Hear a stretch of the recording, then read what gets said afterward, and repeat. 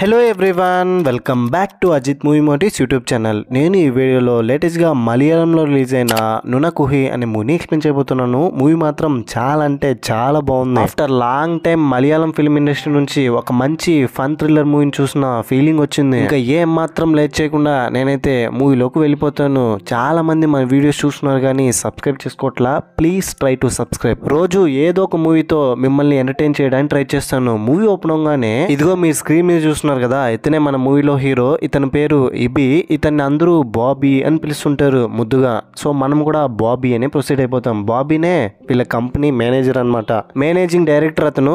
అప్పుడే కొత్తగా పెళ్ళైందనమాట అతనికి. ఆఫీస్ లో కూర్చొని నైట్ తను చేసిన విన్యాసాలన్నీ వీడియో రికార్డ్ చేసి దాన్ని ఇప్పుడు ల్యాప్టాప్ లో చూస్తూ ఉంటాడు. తన భార్యకి వీడియో షూట్ చేయడం ఇష్టం లేకపోయినా కూడా ఏం పర్లేదు, ఏం కాదు, మనమే కదా ఉన్నామని వీడియో తనకి ఇష్టం లేకుండా తీసుకుని మరి ఆఫీస్ లో కూర్చొని చూస్తూ ఉంటే తన వైఫ్ ఫోన్ చేసి వీడియో చాలా బాగా వచ్చింది, ఎంత అందంగా ఉన్నావు తెలుసా అంటే, ఇంకోసారి మన బెడ్రూమ్ లో జరిగింది వీడియో కనుక తీస్తే చాలా బాగా చెప్తున్నా, ఎవరైనా అలా చేస్తారా, ఎవరైనా చూస్తే ఏమనుకుంటారు, కొంచెం కూడా సిగ్గు లేకుండా బిహేవ్ చేస్తున్నావు అని అంటున్న సమయంలోనే కంపెనీలో ఇన్కమ్ ట్యాక్స్ ఆఫీసర్స్ రైడ్ కి వస్తారు. We are from income tax office, మేము ఏ ఫైల్ అయినా చెక్ చేసే రైట్స్ ఉంది మాకు, మొత్తం మీ కంపెనీలో అన్ని చెక్ చేయాలని మొత్తం ఆఫీస్ అంతా వెతికిన తర్వాత వాళ్ళకి అగైనెస్ట్ గా ఒక్క ఎవిడెన్సెస్ కూడా దొరకకపోవడంతో పర్సనల్ ల్యాప్టాప్ లో ఉన్న థింగ్స్ ని కూడా చూడాలి, ఆఫీస్ సంబంధించి ఫైల్స్. కొంచెం మీ ల్యాప్టాప్ ఎవరా అంటే, ల్యాప్టాప్ ఫోన్ పర్సనల్ అండి, అది ఇవ్వడం కుదరదు అంటే, మేము పర్సనల్ విషయాలు ఏం చూడడం, కేవలం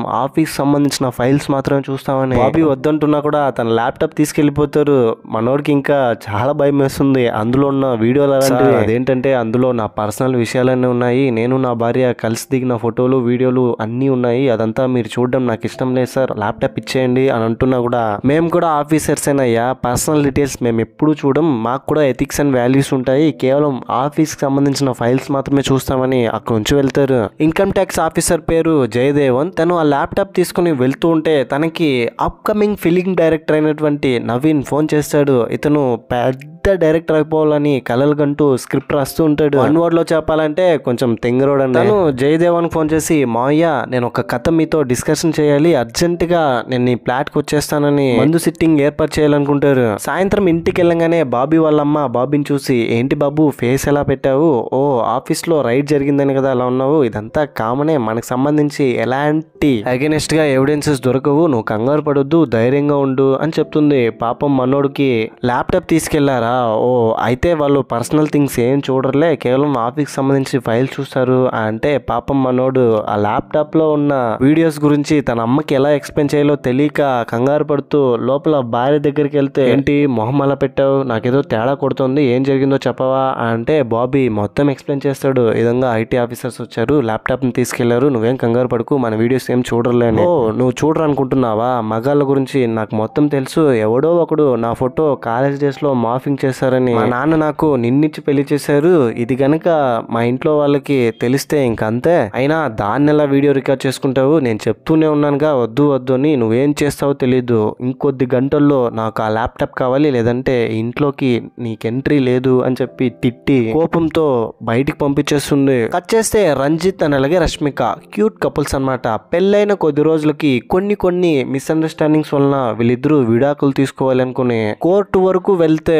రష్మిక మాత్రం విడాకులు తీసుకోవడానికి ఒప్పుకోదు. సరిగ్గా అప్పుడే రంజిత్ వాళ్ళ ఫ్రెండ్ ఒకతను రామకృష్ణన్తో కోర్టులో అబద్ధం చెప్పించి రష్మిక మందు తాగేలాగా, బాగా మందు తాగి రంజిత్ ని కొట్టేలాగా అతనితో అబద్ధం చెప్పించి మొత్తం ప్లాన్ చేసి మరి రంజిత్ అనలాగే రామకృష్ణ వీళ్ళిద్దరూ కలిసి కోర్టులో అబద్ధం చెప్తారు రష్మిక మీద లేనిపోనివన్నీ. పాపం రష్మిక మనసు విరిగిపోతుంది. విడిపోవడానికి ఏ రీజన్ చెప్పి విడిపోయినా కూడా పర్లేదు, కానీ అసలు ఆల్కహాలే అలవాటు లేని తనకి అందరి ముందు ఇలాంటి ఒక చెత్త రీజన్ చెప్పి విడాకులు తీసుకుంటారా, ఇంకా నేను బ్రతకను, ఎలాగైనా నేను చనిపోవాలి అని అనుకుంటుంది. ఇంకో పక్క ఐటీ ఆఫీసర్ జయదేవన్ బాబీ ల్యాప్టాప్ తీసుకుని తన అపార్ట్మెంట్ కు వెళ్తూ ఉంటే సరిగ్గా అప్పుడే దారిలో కాబోయే ఫిలిం మేకర్ ని పిక్ చేసుకుని వెళ్తూ ఉంటారు. ఈ గ్యాప్ లోనే ఇద్దరు ల్యాప్టాప్లు మారిపోతాయి.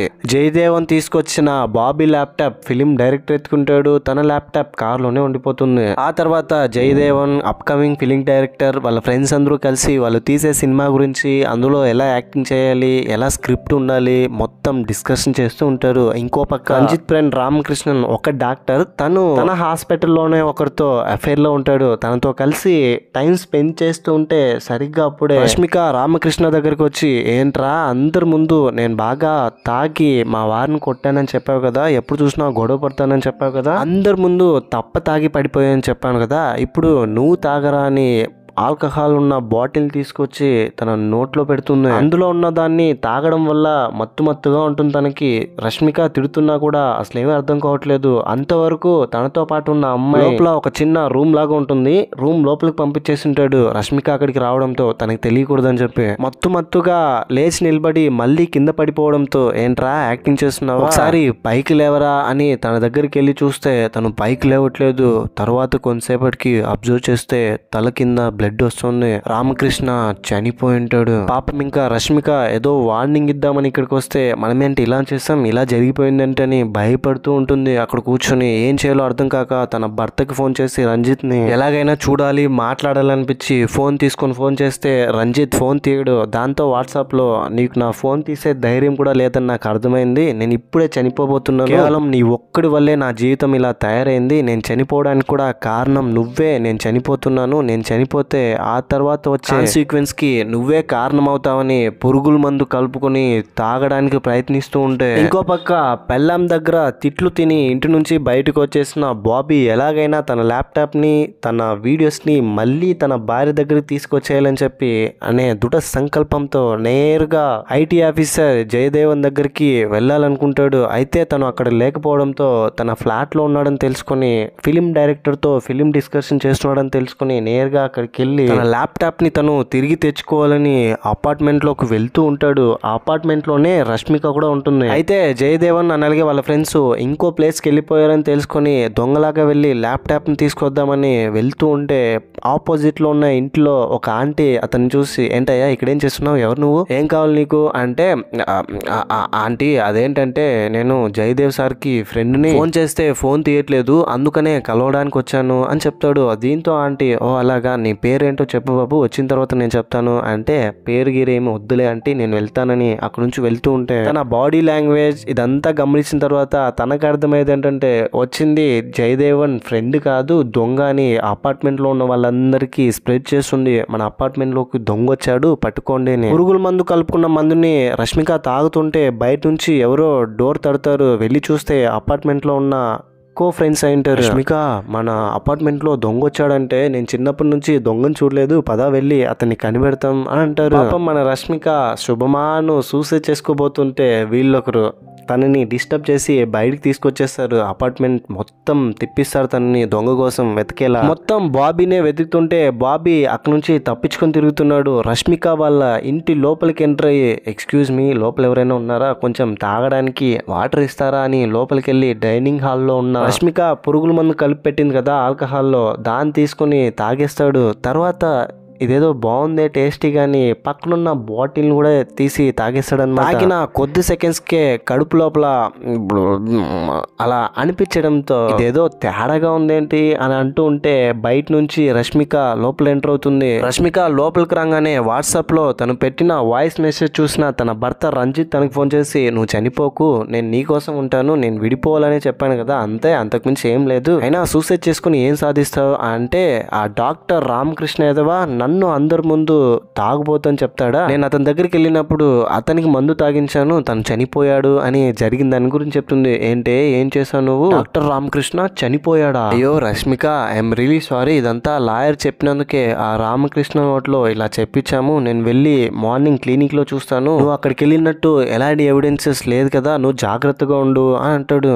నువ్వు కొంచెం లేటుగా ఫోన్ చేసినా కూడా పురుగుల మందు కలిపిన మందుని తాగేసేదాన్ని అని అంటే, ఇది విన్న బాబీకి ఏంటి కడుపులో సిగ్నల్స్ ఇస్తున్నది ఇందుక పురుగుల మందు కలిపిందా అని నేరు రష్మిక దగ్గరికి వెళ్ళి తన నోరు పట్టుకుని ఏమండి మీరు అనుకున్నట్టు నేను దొంగని కాదు ఎండీనండి, నా ఐడి కార్డ్ చూడండి, ఏదో కొన్ని అనుకోని పరిస్థితుల వల్ల ఇక్కడికి రావాల్సి వచ్చింది, వాటర్ కోసం వచ్చి మీరు పురుగుల మందు కలిపిన మందుని తాగేశాను, నన్ను మీరే కాపాడాలి అని చెప్పి తనతో అంటాడు. పాపం రష్మికకి ఏం అర్థం కాదు. బాబీ చూడడానికి దొంగలాగా కాకుండా కొంచెం డీసెంట్ గా ఉండడంతో కిచెన్ లో పసుపు మిక్స్ చేసిన వాటర్ తీసుకొచ్చి తనని తాగమని చెప్తుంది. ఆ తర్వాత హాస్పిటల్ తీసుకెళ్లడానికి తన భర్త టీ షర్ట్ ఒకటి ఇచ్చి దాన్ని వేసుకోమని హాస్పిటల్ తీసుకెళ్తుంది. అక్కడ నుంచి తను తీసుకెళ్తుంటే అపార్ట్మెంట్ లో ఉన్న వాళ్ళు కనిపెట్టలేకపోతారు. హాస్పిటల్ కి వెళ్తూ ఉంటే పోలీసులు కార్ ఆపి రష్మికని ఏంటండి ఎక్కడికి వెళ్తున్నారు, ఏం చేస్తున్నారు మీరు, లోపల ఉన్నది ఎవరు అంటే బాబీని చూసి ఇతను నా హస్బెండ్, చిన్న పార్టీ నుంచి ఇంటికి వెళ్తున్నాము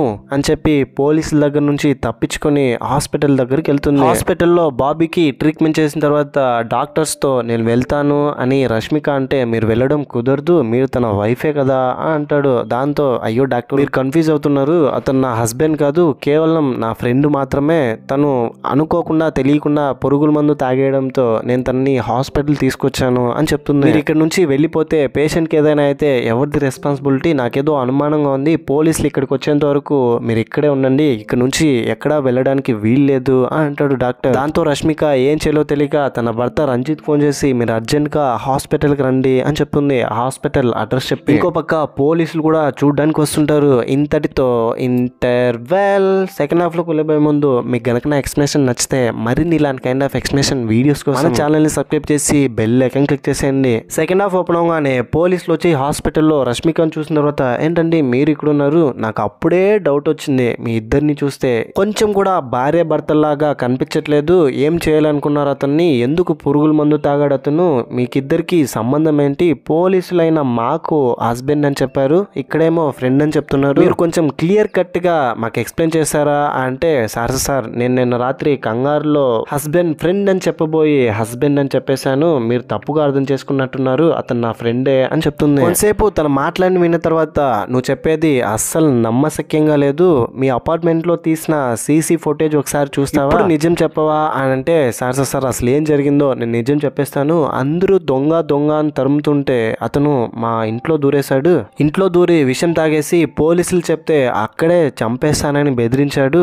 అంతే, అంతకుమించి నాకేం తెలియదు సార్ అని చెప్తుంది. తర్వాత బాబీ దగ్గరికి వెళ్ళి ఏంటయ్యా నువ్వు దొంగగా వెళ్ళి సూసైడ్ చేసుకోవడానికి వాళ్ళిల్లే దొరికిందా అంటే నోటికొచ్చినంత అబద్ధం చెప్పింది ఆ రష్మిక. నేనేం దొంగని కాదు సార్, ఎండి అని తన పాస్పోర్ట్ ప్రూఫ్స్ అంతా చూపించి ఏదో చేయాలని అక్కడికి వెళ్తే అక్కడ ఏదో జరిగిపోయింది సార్, నాకు రష్మికకి ఏంటి సంబంధం లేదు అని అంటూ ఉంటే సరిగ్గా అప్పుడే రష్మిక భర్త రంజిత్ అక్కడికి వస్తాడు. రంజిత్ని చూడంగానే రంజిత్ ఇతనే దొంగ సార్, దొంగగా అక్కడికి వెళ్ళి ఏదో పెద్ద వస్తువుని దొంగతనం చేశాడు, దాన్ని దాచడానికే ఇలా అబద్ధాలు చెప్తున్నాడు అంటే ఓ నువ్వు ఇలా వస్తున్నావురా, చెప్తారా నా స్టైల్లో నీకు ఒక జలకిస్తానని. సార్ నాకు రష్మికకి అఫైర్ ఉంది, రోజు తన భర్తకి తెలియకుండా అక్కడికి వెళ్తూ వస్తుంటాను. ఇంకో విషయం ఏంటంటే రామకృష్ణని చంపిన విషయం కూడా పోలీసులు తెలుస్తుంది. తర్వాత రష్మిక ఇందులో నుంచి ఎలాగైనా తప్పించుకోవాలి, తనని చంపింది నేను కాదు అని నిరూపించుకోవాలంటే నాకు బాబీకి అఫైర్ ఉన్నట్టు పోలీస్ వాళ్ళని నమ్మించాలని. సార్ ఇతను చెప్తున్నది నిజమే, నాకు అతనికి అఫైర్ ఉంది, గత కొన్ని రోజులుగా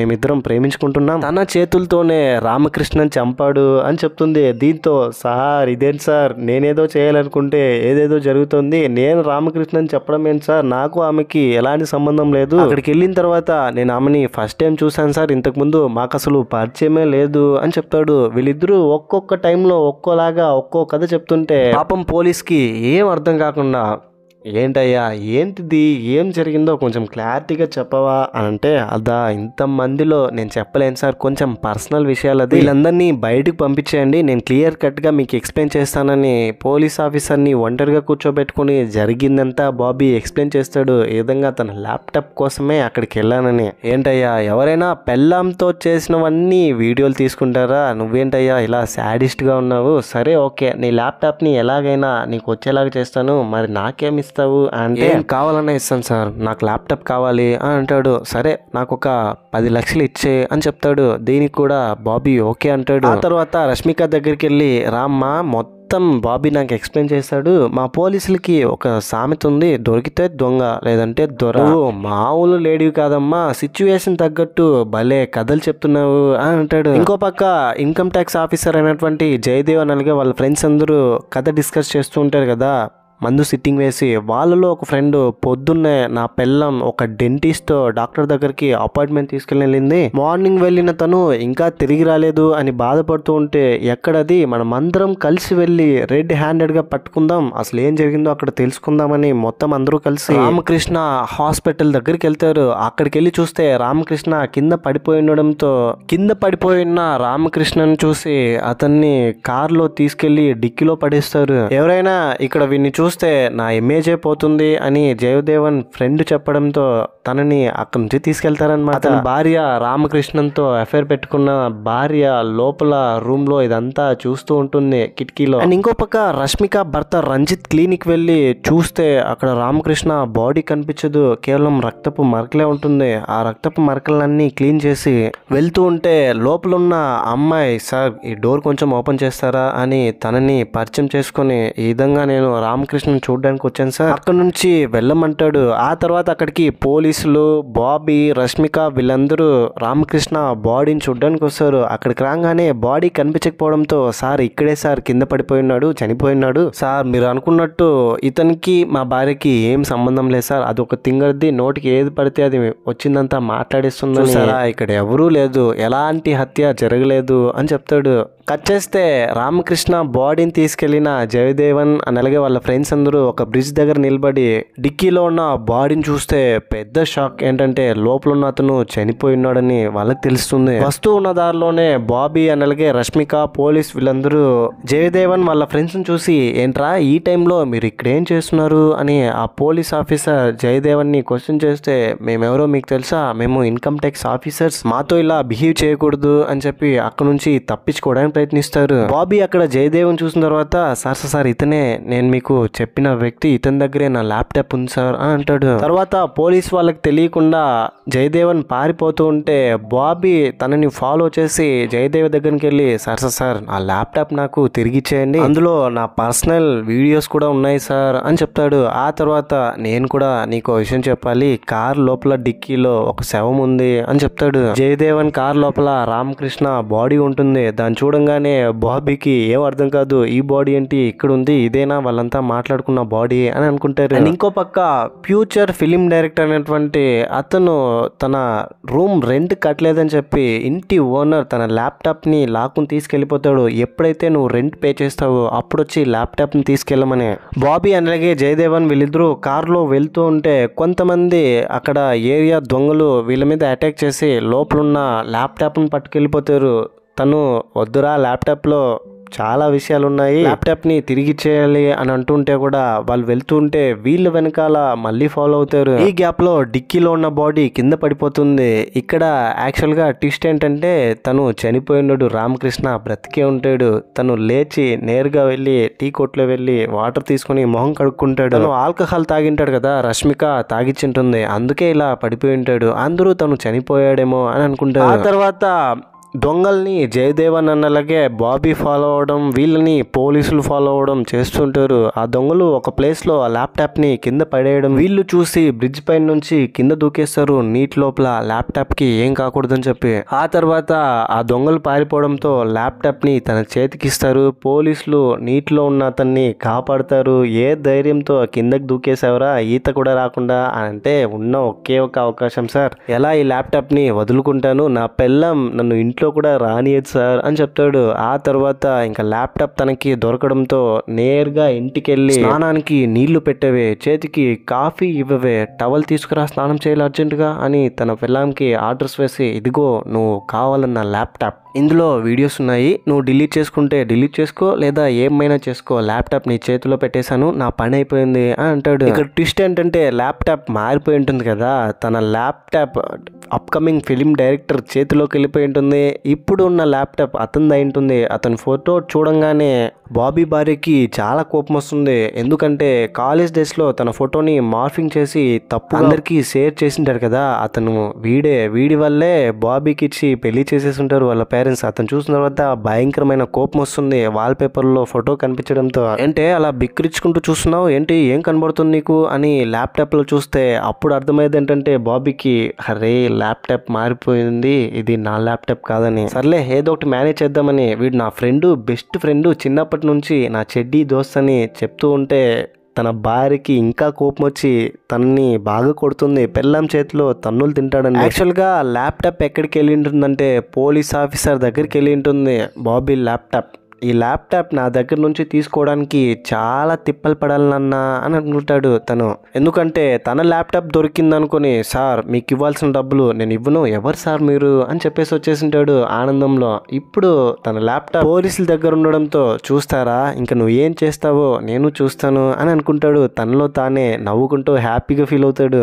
నెక్స్ట్ ఏం జరుగుతుందని నెక్స్ట్ పార్ట్లోనే చూడాలి. To be continued. ఇంతటితో మూవీ కూడా ఎండ్ అయిపోతుంది. ఈ మూవీపై మీ ఒపీనియన్ ఏంటి, నెక్స్ట్ మీకు ఎలా అనిపించింది అనే దాన్ని తప్పకుండా కింద కమెంట్ బాక్స్లో నాతో షేర్ చేసుకోండి. అండ్ ఇలాంటి కైండ్ ఆఫ్ మరిన్ని మూవీ ఎక్స్ప్లెనేషన్ వీడియోస్ కోసం మన ఛానల్ని సబ్స్క్రైబ్ చేసి బెల్ ఐకాన్ క్లిక్ చేసేయండి. ఇంకో ఇంట్రెస్టింగ్ మూవీతో మీ ముందు ఉంటాను. అంతవరకు హ్యాపీగా ఉండండి, నవ్వుతూ ఉండండి, నవ్విస్తూ ఉండండి. Thank you. జై హింద్.